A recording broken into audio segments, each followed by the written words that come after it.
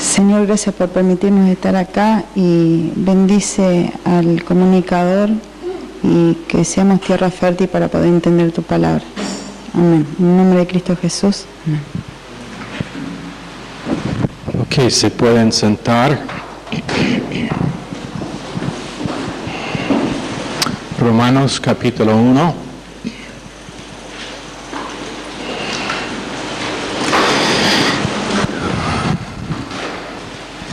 Sé que la mayoría de ustedes no saben nada del campo. ¿Puede bajar el volumen un poquito? Nena, gracias.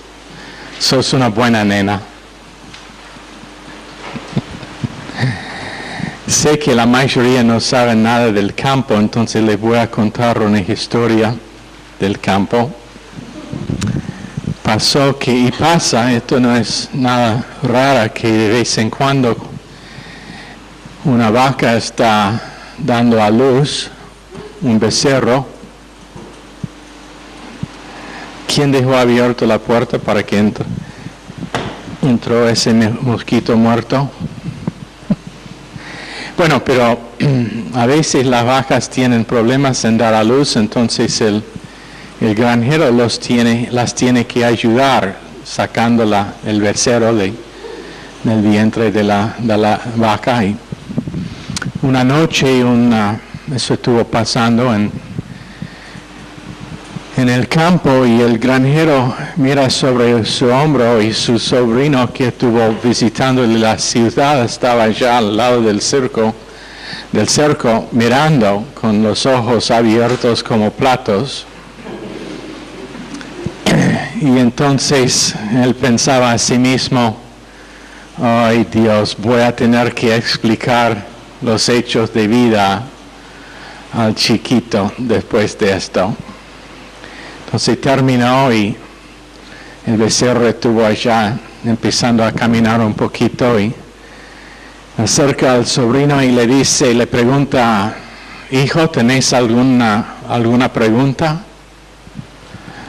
Y el chico dice, sí, tío, solamente uno. ¿Con qué velocidad estuvo corriendo el becerro cuando chocó con la vaca?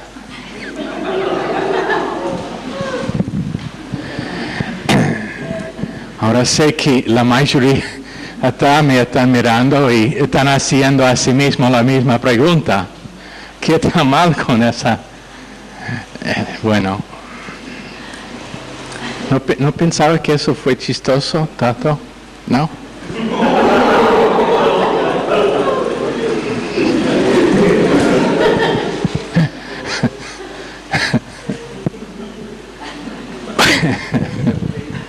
Ya después te explico.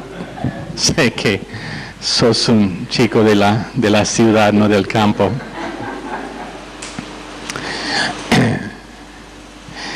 Les puede contar muchas historias del campo, pero eso será otra noche. ¿Cuántos escucharon la radio hoy? ¿Está alcanzando allá en Bermúdez? No, todavía no. ¿Cuántos de Bermúdez han llamado a la emisora para quejarse? ¿Ah? ¿Ninguno? ¿Sabe que pasividad es probablemente una de las cosas que mata la potencial de más gente que se conoce? Tenemos un programa para que los pesos suyos están pagando porque viene de las ofrendas. No les está sirviendo para nada y nadie dice nada. Quiero que alguien me explique dónde está la razón en eso. Si no puede sintonizar la radio, ¿qué es el número allá? Lo marcamos todos los días. ¿Qué es? ¿Ah?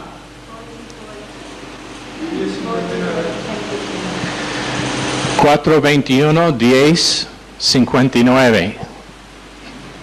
O el otro número, 424-2769. ¿Cómo? No, si antes podría sintonizar la radio y ahora no puede, yo quiero que ellos empiecen a tener unas quejas porque todavía estamos pagando la misma plata. Es plata nuestra de cada uno que ha puesto aún una monedita en la ofrenda y yo no entiendo por qué nadie está molesto con eso. Tampoco yo no entiendo por qué más gente, padres, no son molestos por la condición de la escuela y el tratamiento de los maestros. ¿Sabe quién debe estar manifestando en la calle? Los padres. Sé que algunos aquí fueron bromeando anoche tenemos 2 maestros aquí. Y realmente no es una broma, no es un chiste. Cuando ellos están pagados tan poco, el sueldo básico no es ni suficiente para sobrevivir y el resto, el gobierno tuyo, el gobierno tuyo que está pagado con los pesos suyos en sus impuestos, está pagando en negro. ¿Puede hacer vos eso legalmente? No. ¿Y qué pasa si lo haces? Y denunciado. Multas. Pero, bueno, el gobierno puede hacer cualquier cosa, pero les voy a decir algo. Los ciudadanos son el gobierno. Es la República de Argentina, no la dictadura de Argentina. Y si no conoce la diferencia, recomiendo que estudien los tipos de gobierno distintos. República significa gobierno por y para la gente. Pero bueno, el gobierno está haciendo algo ilegal, nadie se queja. Los maestros tienen que pagar los materiales con su plata. Martín me comentó hoy que enseñando música, él tiene que comprar los CDs y los libros que él usa en su clase. ¿Es lo mismo que en la escuela donde está vos? ¿Ya? Los maestros lo pagan cuando tienen un sueldo básico de algo. ¿Cuánto es el sueldo básico? 200 pesos, algo así. ¿Y eso es lo que van a estar pagados cuando se jubilan?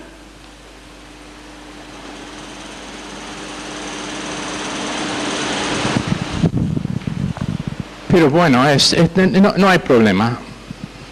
Es problema de los maestros. No, son los hijos suyos que están sufriendo, pero pasividad, nos quedamos en casa, quejamos que los chicos están allá molestando a nosotros y no molestando a los maestros.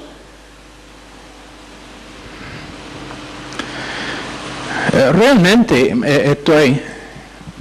yo no entiendo por qué los padres no están en la calle, más que los maestros. Demandando que, no que sean promesas, pero que sean cambios.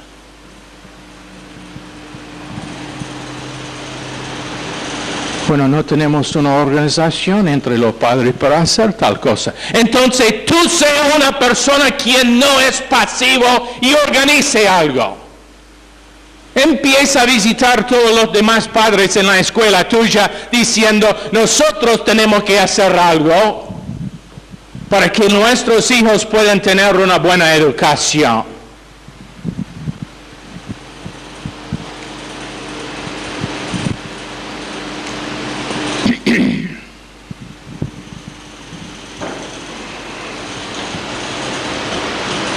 Romanos, capítulo 1.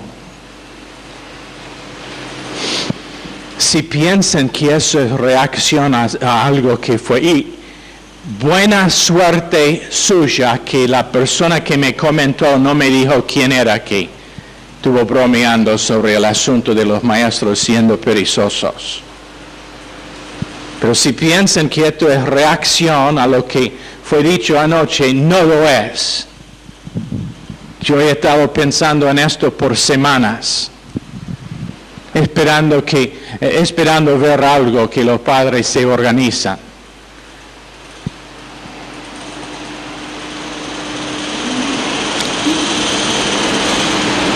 Pero bueno, no queremos causar olas. Está bien, si no causa olas, las olas te van a ahogar. Romanos 1.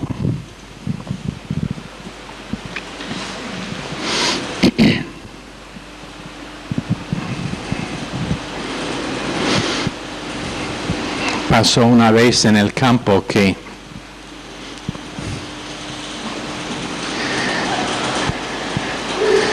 este tipo dijo, yo quiero carne fresca.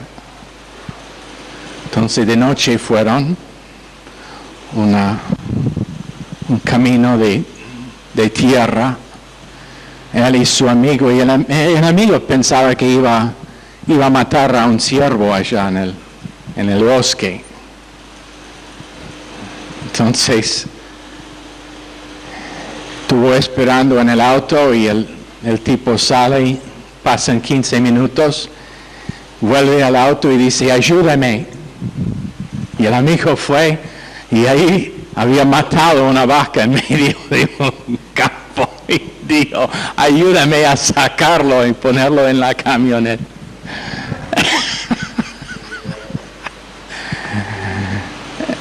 No recomiendo que hacen eso, pero estas cosas pasan en el campo.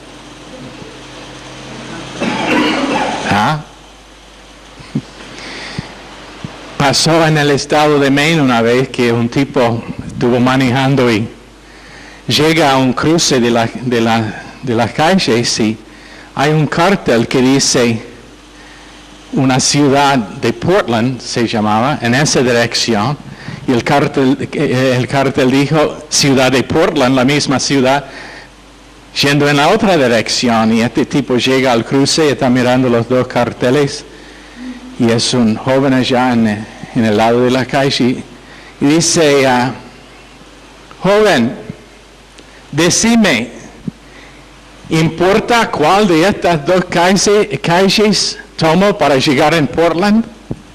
Y el chico dice, a mí no me importa.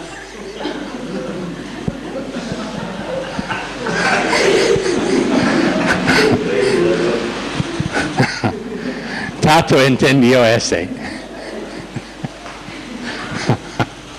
Oh, boy.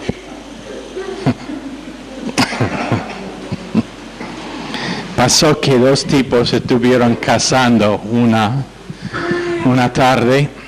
¿Sabe lo que es cazar, no? Cazar animales. Y se perdieron en el bosque. Entonces, uno dice, yo he escuchado que si uno tira en el aire 3 veces, que eso es un señal para que vengan la gente para encontrarle. Entonces el tipo tira en el aire 3 veces. Pasan una hora, hora y media, nadie se acerca. Dice, probamos otra vez, tierra y otra vez, 3 veces en el aire. Otra vez tierra en el aire, 3 veces. Pasan 2 horas, ahora está empezando a ser oscuro, nadie acerca. Y el tipo dice, intenta una vez más, porque realmente estamos perdidos.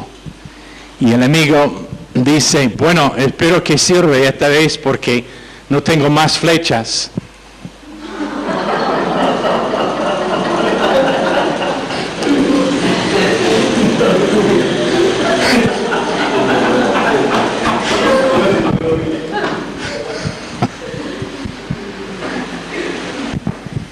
Ok. ¿Están en Romanos? Están en Romanos. Ahora les he reprendido, he contado unos chistes, entonces vamos a enseñar ahora la palabra de Dios. Romanos 1, verso 3 es donde estamos. Este evangelio habla de su Hijo, que según la naturaleza humana era descendiente de David, pero que según el Espíritu de Santidad fue designado con poder Hijo de Dios por la resurrección. Él es Jesucristo nuestro Señor. Por medio de Él y en honor a su nombre, recibimos el don apostólico para persuadir a todas las naciones que obedezcan a la fe. Entre ellas están incluidos también ustedes, a quienes Jesucristo ha llamado. La versión tuya dice acerca de su Hijo, nuestro Señor Jesucristo, que era del linaje de David según la carne. Pero la parte donde quiero enfocar esta noche es acerca de su Hijo. Y el Evangelio es el Evangelio de su Hijo, de Dios. Está conectado con el primer verso y la palabra Evangelio. El Evangelio de Dios con respecto o tocando o acerca de su Hijo. El designio del Evangelio fue para hacer una comunicación relativo al Hijo Jesucristo. No hay buenas nuevas aparte acerca de salvación, aparte de las buenas nuevas que vienen por medio de Jesucristo. Repito, no hay buenas nuevas con respecto a la salvación, y podría amplificar y decir no hay buenas nuevas con respecto a nada, aparte de lo que se encuentra en el Hijo. Esto es un tema que vemos aún en el Antiguo Testamento, la relación del Padre con su Hijo. Y es el Evangelio que fue predicado en todo el Nuevo Testamento, inclusive por Pablo mismo, quien en 1 Corintios 15 dice, porque primeramente os he enseñado lo que asimismo recibí, que Cristo murió por nuestros pecados conforme a las Escrituras, y que fue sepultado, y que resucitó al tercer día conforme a las Escrituras, y que apareció a Cefas, y después a los 12, después apareció a más de 500 hermanos a la vez, de los cuales muchos viven aún, y otros ya duermen, hablando de haber muerto.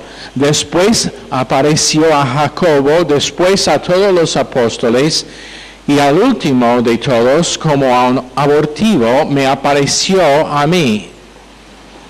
Jesucristo, su nombre doble, uno significando Salvador y el otro significando el ungido.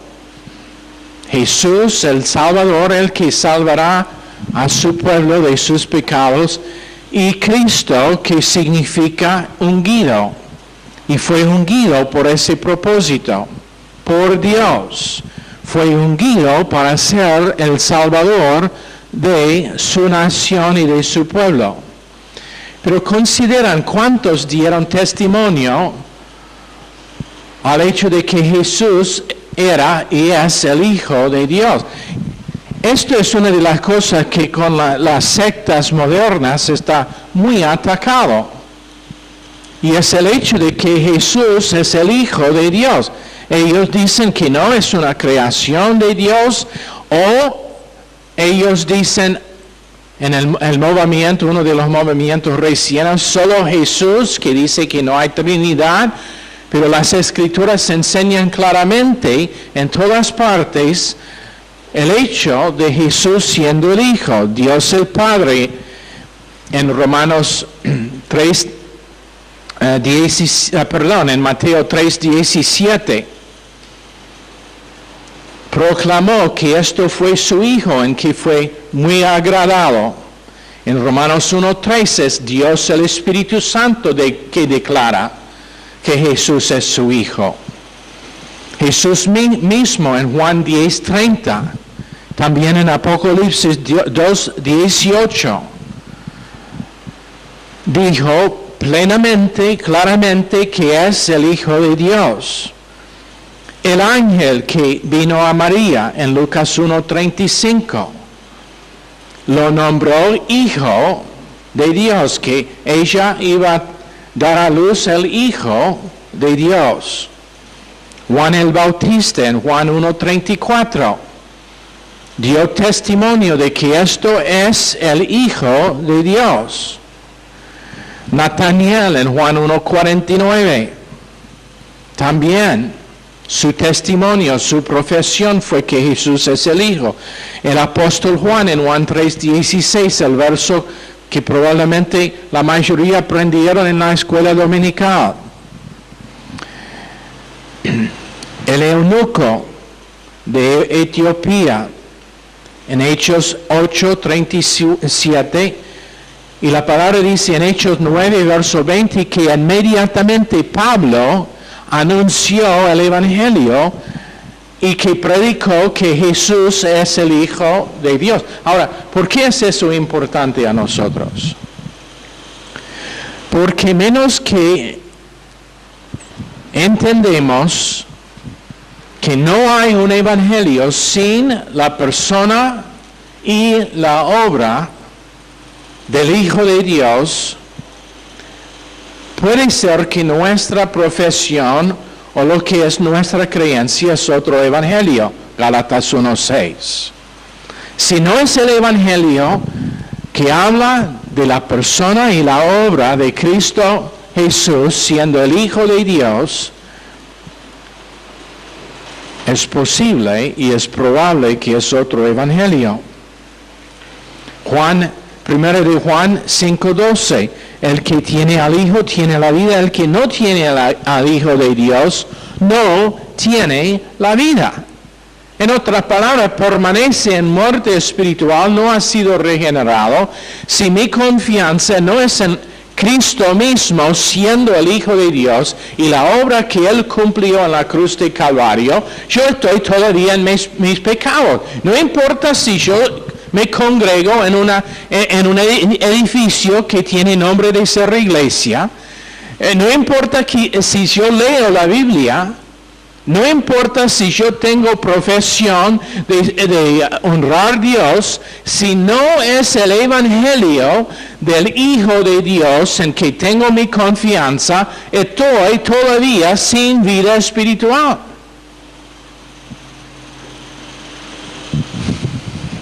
Yo pienso que no hay nadie aquí que está en esa condición. Pero lo estoy enseñando porque viviendo en los últimos tiempos vendrán muchos espíritus engañadores, doctrinas diabólicas, enseñanzas que suenan bien, que suenan lógico, pero que disminuyan la deidad del Hijo, la segunda persona de la Trinidad. Romanos capítulo 8, La ley del Espíritu de vida en Cristo Jesús me ha librado de la ley del pecado y de la muerte, porque lo que era imposible para la ley, por cuanto era débil por la carne, Dios enviando a su Hijo en semejanza de carne, de pecado, y a causa del pecado condenó al pecado en la carne.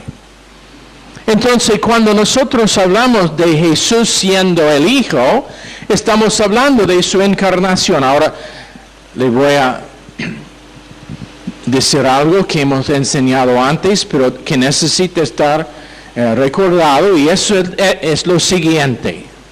En la mente de los judíos en el tiempo cuando Jesús anduvo en la tierra, si uno dijo que era hijo de Dios, no era duda alguna de que él estuvo profesando deidad.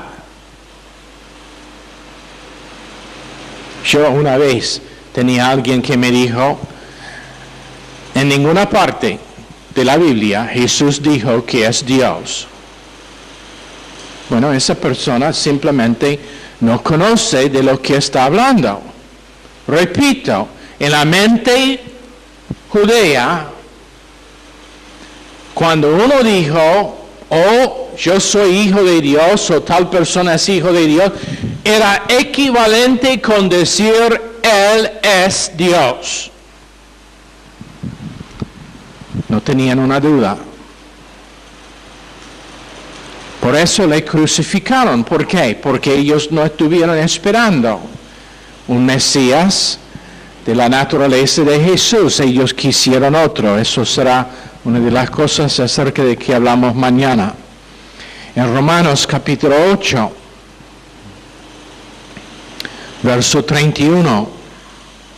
¿Qué pues diremos a esto? Si Dios es por nosotros, ¿quién contra nosotros? El que no escatimó ni a su propio Hijo, sino que lo entregó por todos nosotros, ¿cómo no nos dará también con Él todas las cosas?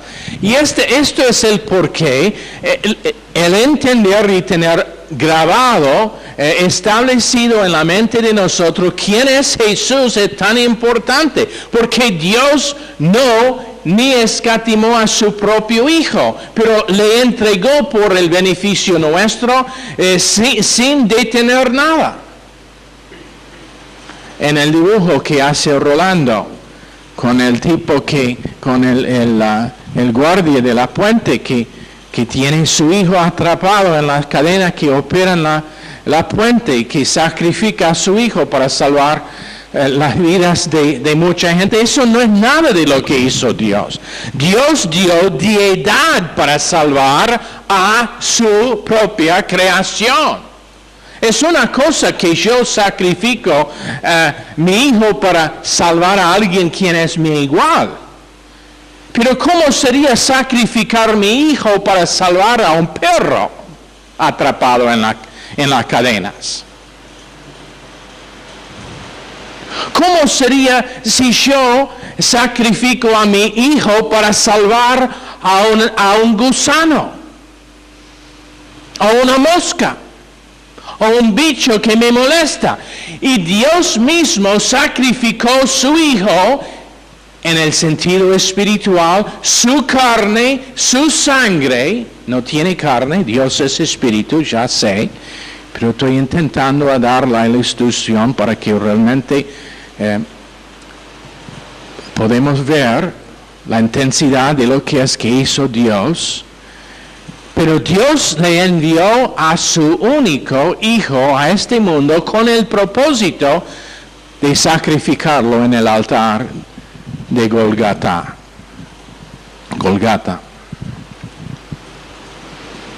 Eso fue su propósito, para redimir lo que en realidad debería haber adorado Dios de voluntad, de volición propia. Pablo está estableciendo aquí en verso 3, del principio, que el Evangelio no existe si no es el Hijo de Dios. aparte de su persona, quién realmente era y lo que él hizo. Te doy un ejemplo. Yo debo $10,000 y quiero elegir alguien bueno para este propósito. Samantha va al banco y dice al presidente del banco: yo tengo ganas de pagar la deuda de Pastor Wood que debe $10,000. ¿Me amas tanto?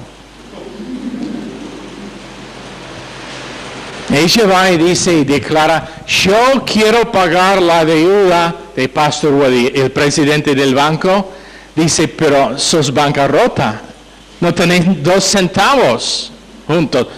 Y sus buenas ganas de redimir la deuda mía no valen para nada. ¿Tenés 2 centavos? ¿Me prestan? Bueno, si Jesús fue a la cruz, murió, derramó su sangre, y aunque se resucitó de los muertos, si no hubiese sido el Hijo de Dios, eso estaría igual con una persona que no tiene 2 centavos intentando pagar la deuda de alguien que debe $10,000 millones, no solamente 10,000. Entonces su persona es importante, pero una vez que nosotros entendemos quién es, una vez que tenemos en claro quién es el Hijo de Dios, ahora lo que Él hizo es inexpresable, el valor de lo que Él hizo. Hemos dicho varias veces que los romanos crucificaron miles de personas. Miles. Pero fue únicamente uno que tenía la naturaleza suficiente para hacer una diferencia para usted y para mí. Y fue la persona de Jesucristo, el Hijo de Dios. En Mateo 24, verso 42. Esto es el enfoque de todo lo que hizo Jesús con los fariseos y el por qué ellos murieron vidas miserables cuando rechazaron a Jesús. Porque Él les preguntaba: ¿qué pensáis del Cristo? ¿De quién es hijo? Esa es la pregunta que hizo. ¿De quién es hijo? Y su respuesta en los versos siguientes demuestran que Él estuvo diciendo: el Mesías no puede ser únicamente hijo de David, aunque en su descendencia natural vino de David, descendió de David, pero tiene que ser hijo de Dios, hablando de sí mismo. Es central al Evangelio, la persona del Hijo de Dios. Y anota lo que dice en verso 3. Este Evangelio habla de su Hijo que según la naturaleza humana era descendiente de David, pero que según el Espíritu de Santidad fue designado con poder Hijo de Dios por la resurrección. Vamos a estar en esa parte del verso mañana. Conforme a la carne, hijo de David. Ser humano igual con todos nosotros. Y esta es la maravilla de la encarnación. El hecho de que por medio de un hombre, Dios trajo redención al mundo. Que un hombre entró en el cielo, que fue cerrado por causa de pecado, pero que un hombre entró en el cielo con sangre para poner en el altar allá, para cumplir la figura de lo que tenemos en el templo, con los holocaustos y sacrificios, y para satisfacer la demanda de un Dios justo para la sangre de un hombre. Pero a la vez que lo hizo, siendo hombre, de parte nuestra o hacia nosotros, fue Dios que lo hizo. Fue Dios mismo que nos redimió. Entonces quiero que nosotros todos entendemos 47 veces, más que 47 veces en el Nuevo Testamento, habla de Jesús siendo el Hijo de Dios. Y en muchos otros versos indirectamente habla de Él siendo el Hijo. En los Salmos, Dios profetizó que iba a engendrar un hijo, que iba a ser su hijo que viniera para nosotros. Entonces, cuando los mormones vienen y dicen que Jesús es una creación de Dios, fue la primera creación de Dios, no, es el Hijo de Dios. Cuando los testigos de Jehová dicen que Él es un Dios chico, eso es lo que ellos toman de un manuscrito mal copiado que dice que Jesús fue un Dios, cuando eso encima es mal exégesis del griego, donde en muchas otras partes tiene el artículo indefinitivo y no está traducido así. Pero ellos vienen y ¿qué hacen? Su ataque es contra el Hijo. Por eso Dios dice, ni les invita en sus casas, ni les saludan con una bendición, porque lo que están enseñando es un ataque contra la persona y la obra que fue necesaria para nuestra redención. ¿Ok?